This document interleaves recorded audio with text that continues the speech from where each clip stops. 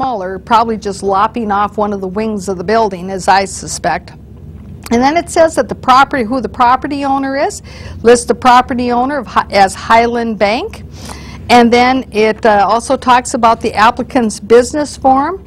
It's going to be a limited liability company to be established. So the applicant who is applying for this actually isn't even established yet as a limited liability corporation or partnership. Interesting. Many contingencies here.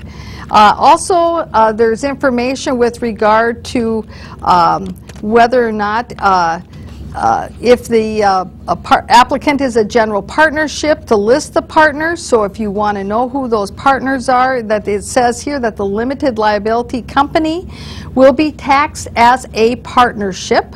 The following are the officers and members of the LLC: Albert Miller, the chief manager.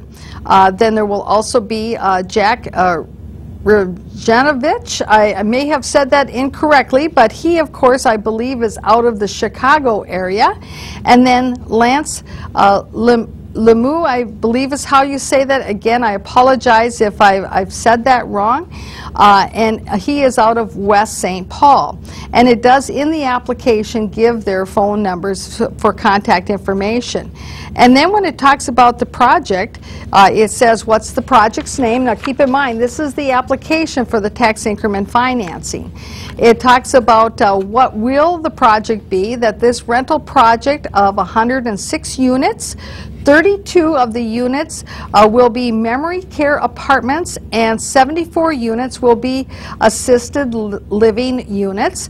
The project will be completely residential in character. It shall include a dining room, a social activities area, and an area providing certain personal care services such as a hairdresser. Now, of course, this, sounds much very similar to the previous proposal. Like I said, it's just decreased in the number of units, that the use in the proposed use in the type of housing is, from my recollection, identical. It's just that the number of units is different. And then it says that it is the applicant's intent to lease all units and to supply those services and support which are standard to any senior development. Once construction is underway, the applicant will begin its marketing program and begin developing a list of individuals interested in leasing units in the new building. Then what they do with regard to their project costs, then they list their various project costs.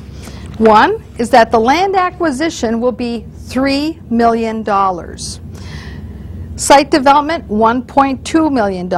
Building cost, $11 million. Equipment of $500,000. Architectural and engineering fees, $350,000. Legal fees, $75,000. Interest during construction, $400,000.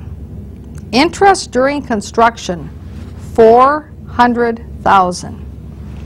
I'd like to know exactly what interest rate that is. Contingencies, $300,000.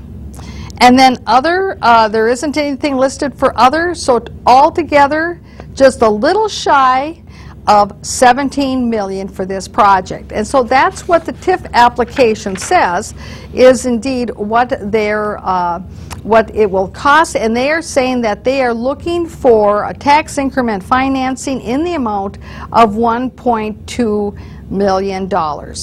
And they are saying that the tax increment financing funds will be used for site cleanup, subsurface soil correction, site grading, pond construction required to provide for proper surface water drainage, installation and construction of the site utilities, being the sewer and the water, and relocation expenses. Now, one of the things that it should mention here is that some of these things as we go along, and that's why with the Citizens Reporter having our website coming up soon, we will be able to direct you specifically to the documents so that you can look at some of these documents yourself, so that when I tell you that they're talking about that the land acquisition cost is going to be $3 million,